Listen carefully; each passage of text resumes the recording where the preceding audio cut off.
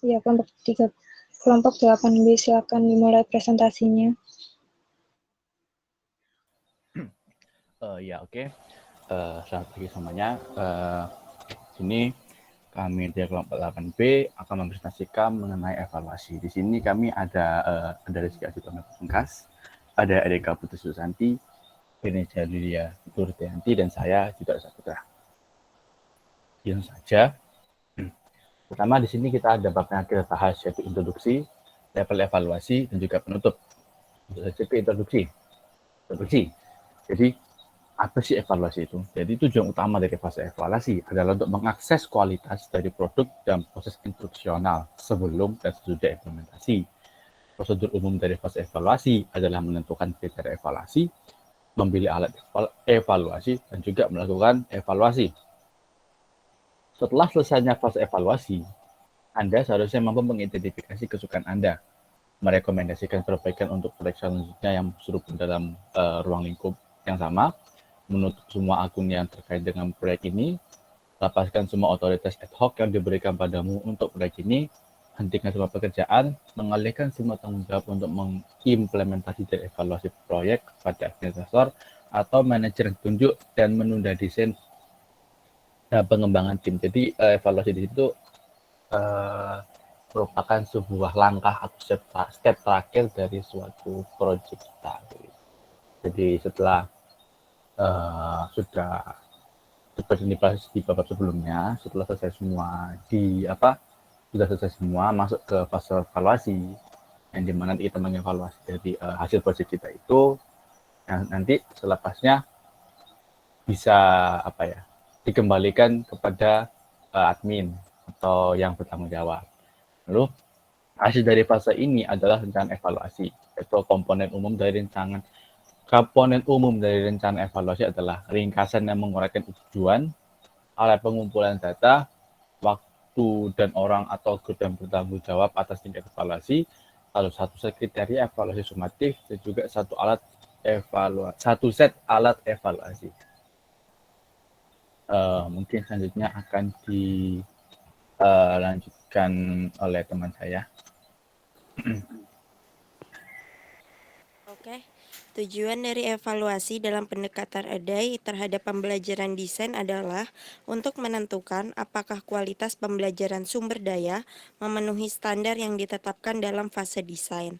Evaluasi adalah disiplin ilmu yang berbeda yang layak dipelajari secara mendalam tentang teori dan praktiknya, selain dari disiplin lain yang terkait dengan pelatihan dan pendidikan. Next.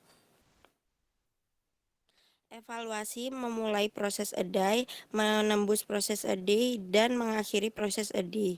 Evaluasi dalam desain instruksional berfokus pada pengukuran kemampuan siswa untuk menampilkan pengetahuan dan keterampilannya yang baru dibangun dalam lingkungan kerja yang otentik. Next. Yang kedua ada level evaluasi. Evaluasi digunakan untuk menilai banyak jenis solusi pembelajaran. Pendekatan EDAI untuk desain pembelajaran secara sistematis menilai berbagai solusi pembelajaran melalui berbagai tingkat evaluasi. Evaluator terkemuka seperti Donald Kirkpatrick 3 dan Jack Phillips 4 telah mempengaruhi praktik tingkat evaluasi yang berbeda seperti yang diterapkan pada desain instruksional selama beberapa dekade. Buku Kirkpatrick pada tahun 1998 yang berjudul Evaluating Training Programs, The Four Levels, menyempurnakan model evaluasinya sendiri untuk mengukur yang pertama, reaksi siswa, apa yang mereka pikirkan dan rasakan tentang pelatihan. Yang kedua, belajar, yaitu hasil peningkatan pengetahuan atau kemampuan dari penampilan peserta pelatihan. Yang ketiga, perilaku, yaitu tingkat perilaku dan peningkatan kemampuan dan implementasi atau aplikasi. Dan yang keempat, hasil, yaitu efek pada bisnis atau lingkungan yang dihasilkan. Next. Artikel Phillips pada tahun 1996 yaitu Measuring ROI, The Fifth Level of Evaluation.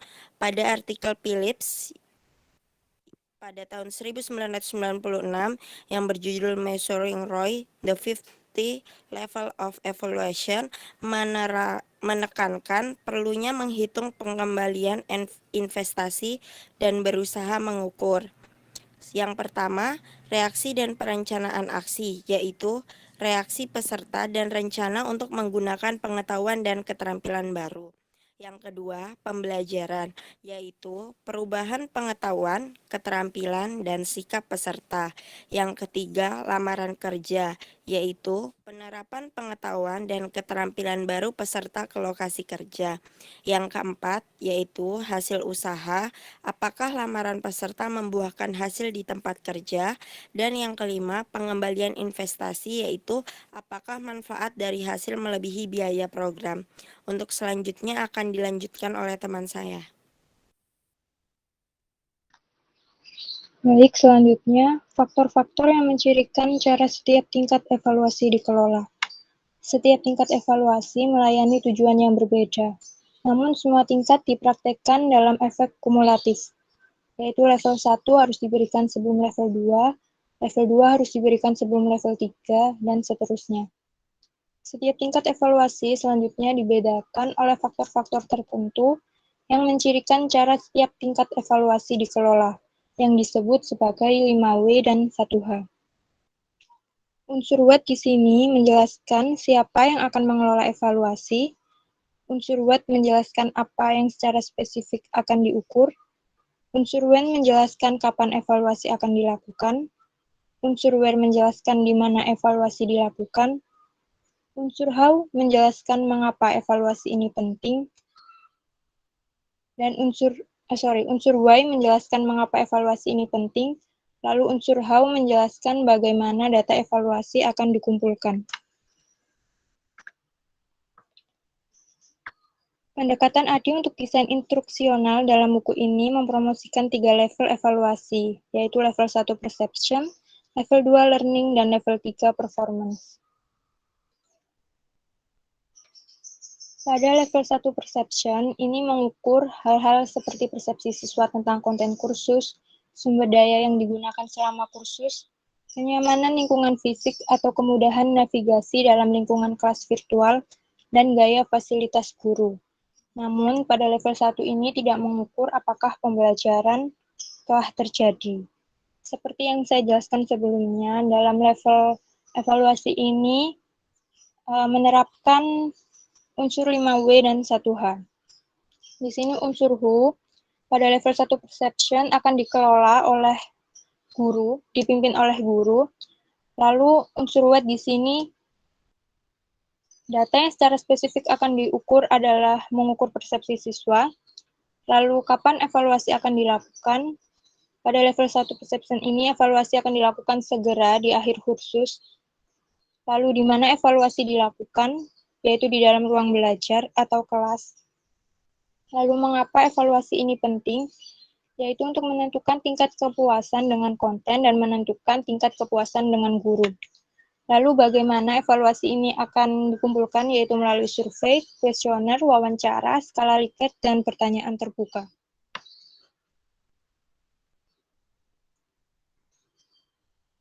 Selanjutnya level 2 learning. Pada evaluasi level 2 mengukur pembelajaran. Level 2 ini mengukur kemampuan siswa untuk melakukan tugas-tugas yang ditunjukkan dalam setiap tujuan dan sasaran. Namun, evaluasi level 2 ini tidak menjamin apakah pengetahuan dan keterampilan yang dipelajari selama pengajaran akan benar-benar digunakan. Dalam level 2 ini, yang mengelola evaluasi akan dipimpin oleh guru atau yang ditunjuk lainnya. Lalu apa yang secara spesifik akan diukur? Pada level 2 learning akan mengukur perolehan pengetahuan dan keterampilan.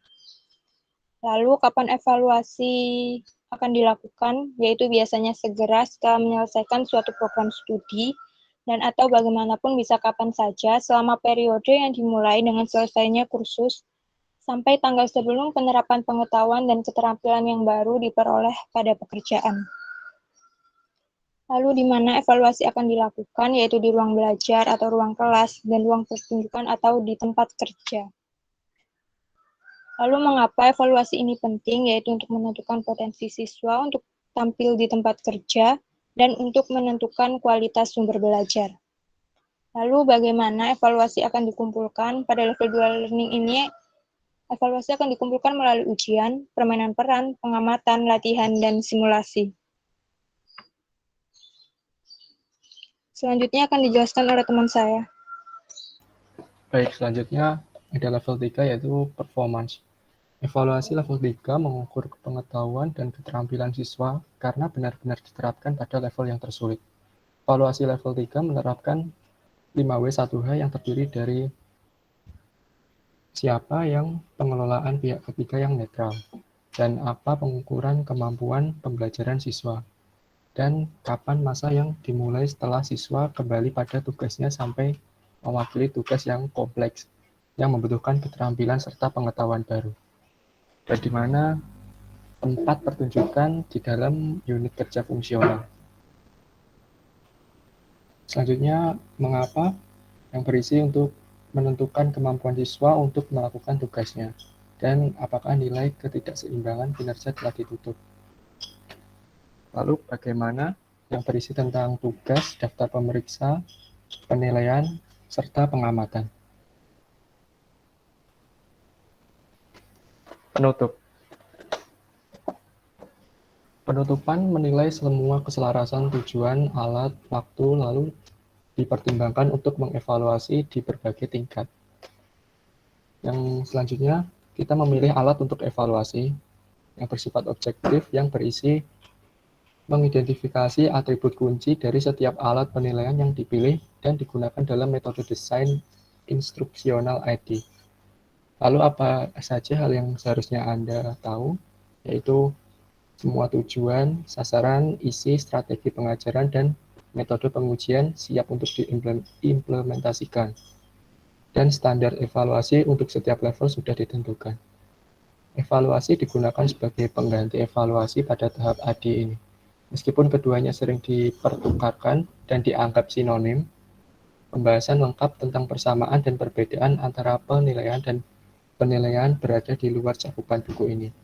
Namun, penilaian adalah istilah yang digunakan untuk menggambarkan keadaan tidak membandingkan data dan menghindari penilaian nilai. Meskipun evaluasi secara keseluruhan menggambarkan kriteria pengukuran, kriteria ini cenderung mempengaruhi proses pengambilan keputusan. Lalu ada beberapa alat pengukuran yang tersedia untuk desainer instruksional. Setiap alat pengukuran memiliki atributnya sendiri yang menjadikannya efektif untuk jenis evaluasi tertentu. Contoh alat evaluasi termasuk tetapi tidak terbatas pada survei, kuesioner, wawancara, skala Likert, pertanyaan terbuka, ujian, permainan peran, pengamatan, latihan, simulasi, tugas kerja otentik, daftar periksa kinerja, penilaian pengawas, ulasan sejawat, dan pengamatan.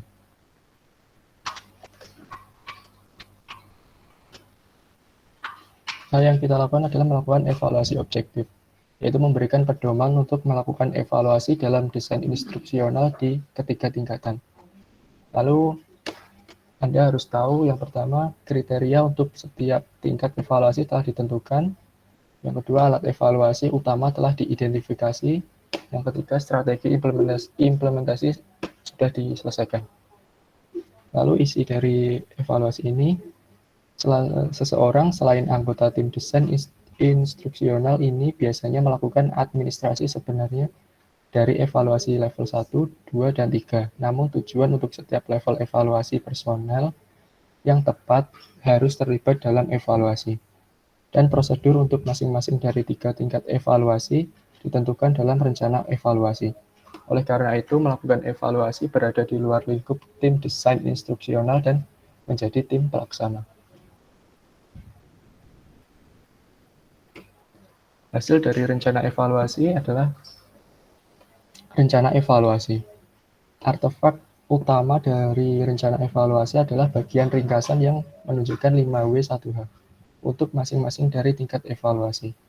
Selama pertemuan klien di mana rencana evaluasi disampaikan, biasanya satu dari dua hal yang terjadi adalah klien meminta perubahan pada rencana evaluasi dan klien puas jika permintaan klien berubah. revisi rencana evaluasi lalu kirimkan rencana evaluasi yang sudah direvisi. Sekian presentasi dari kelompok kami. Mohon maaf apabila ada kurang lebihnya. Saya kembalikan lagi ke moderator. Iya, baik. Apabila teman-teman ada yang ingin bertanya, bisa raise hand atau interupsi di kolom chat.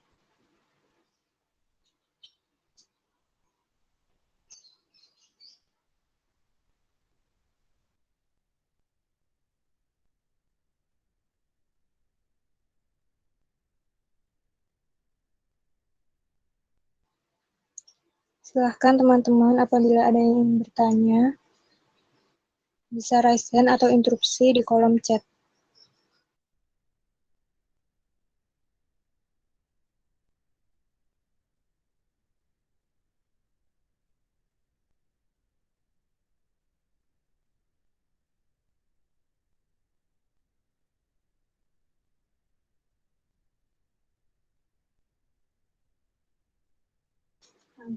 Apabila tidak ada, untuk kelompok 8B bisa ditutup presentasinya. Ya, mungkin itu sih dari kelompok kami. Bila ada salah katanya mohon maaf. Sekian dari kami. Terima kasih.